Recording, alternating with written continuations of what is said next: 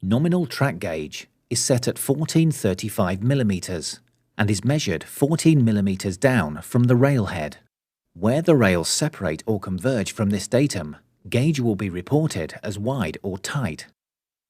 The trace records the distance between two rails. Above the datum line, on the plus side, is wide gauge, and below the line, on the minus side, is tight gauge.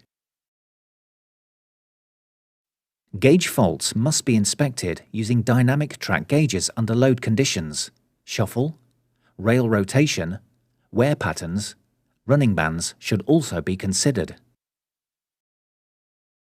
The actionable limits for wide and tight gauge are speed-related and are detailed in Tables 2 and 4 of TRK 001 Module 11. The repair timescales range from 28 days to an immediate block the line, depending on the size of the fault in conjunction with the line speed. They are illustrated in Figure C1. In this example, the gauge varies considerably, with wide and tight sections from 1430 mm to 1463 mm. The distance of this wide, tight gauge is 4 sections on the trace. When looking for the cause of wide gauge, there are several things to take into account. Some examples of gauge faults on wood are chair shuffle.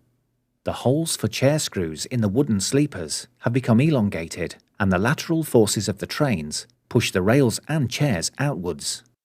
One of the telltale signs for shuffle is a wear pattern forming in the sleeper. The constant lateral movement creates a sandpaper-type effect, which rubs away the sleeper, causing the base plate to slowly start embedding in the sleeper. In addition, at the end of the sleeper gall, some wood shavings may appear. Chair gall. The foot of the rails are forced outwards by trains and wear away the inside of the housing on the base plate and the adjacent rail foot. In excessive cases, the rail can wear through the housing and into the hole for the clips. Broken chair screws. On high-loaded curves, the excessive forces of trains could shear the screws at sleeper level. The danger is that the screws can appear intact, but under load are not holding gauge. On concrete sleepers, rail insulators can get worn or fall out, and the adjacent rail foot can show signs of wear. If this happens on both rails on the same sleeper, then wide gauge can happen. All gauge faults can be more severe if there are side-worn rails present. The TRV uses a laser optical system and cameras to measure gauge and alignment.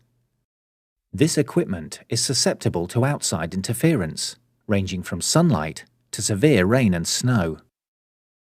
As this is a non-contact measuring system, occasionally the equipment can be confused by gaps in the rail.